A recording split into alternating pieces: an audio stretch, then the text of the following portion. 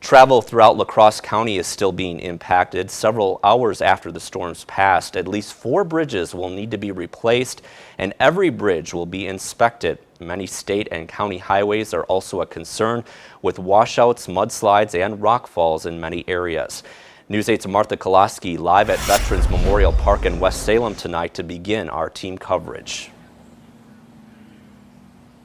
Thanks, Mike. You know, in just about 2.5 hours, it's going to be dark again as the sun sets. And La Crosse County emergency management officials are very concerned that residents and motorists don't understand just how quickly all the circumstances can change. So we are at Veterans Memorial Park in West Salem just to illustrate this point. So take a look at this. Just behind me, this was actually a road earlier today at this campground. You can see the speed limit sign just behind me of 10 miles per hour. Well, just today, they've had to move back all the RVs and campers about 150 feet back just to get them out of the floodwaters. And earlier today, we actually had a chance to speak to Keith Butler of the La Crosse Emergency Management Team. He said some roads and bridges are so damaged, it's not only difficult for regular motorists to get through, but it's difficult for the emergency crews too.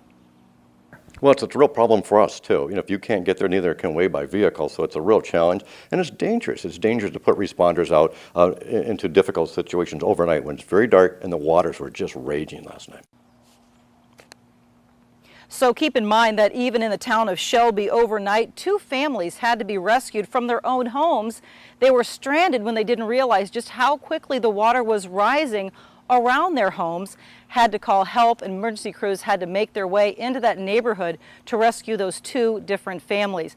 Now, obviously, it's been very hot. We've had lots of rain. Some people might even find this water inviting to cool off in. But the La Crosse County Health Department is really warning that not only is the current way too swift, but keep in mind all of this flood water is contaminated with fecal bacteria, farm runoff, and pesticides. So it's nowhere for anyone to be swimming. And also, Mike, just as an extra precaution tonight here at the campground, they did do a head count just to make sure everyone is here and accounted for before night falls. Mike?